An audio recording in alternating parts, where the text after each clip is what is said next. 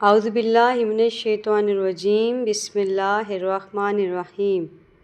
شروع اللہ کے نام سے جو بڑا مہربان نہایت رحم کرنے والا ہے۔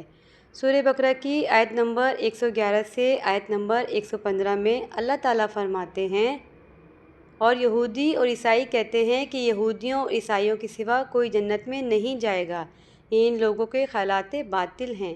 اے پیغمبر، ان سے کہہ دو کہ اگر سچے ہو تو دلیل پیش کرو۔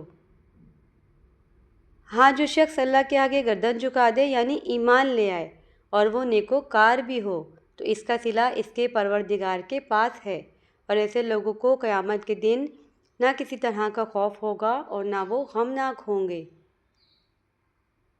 اور یہودی کہتے ہیں کہ عیسائی رستے پر نہیں، اور عیسائی کہتے ہیں کہ یہودی رستے پر نہیں، جبکہ وہ کتاب الہی پڑھتے ہیں۔ اسی طرح بالکل انہی کسی بات وہ کہتے ہیں جو کچھ جانتے یعنی مشرک۔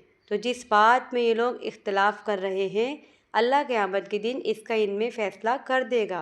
اور اس سے بڑھ کر ظالم کون، جو اللہ کی مسجدوں میں اللہ کے نام کا ذکر کیے جانے کو منع کرے اور ان کو ویران کرنے کی کوشش کرے۔ ان لوگوں کو کچھ حق نہیں کہ ان میں داخل ہوں مگر ڈرتے ہوئے۔ ان کے لیے دنیا میں رسوائی ہے اور آخرت میں بڑا عذاب۔ اور مشرق اور مغرب سب اللہ ہی کا ہے، تو جدھر تم رخ کرو ادھر اللہ کی ذات ہے، بے شک اللہ صاحب وسعت اور باخبر ہے۔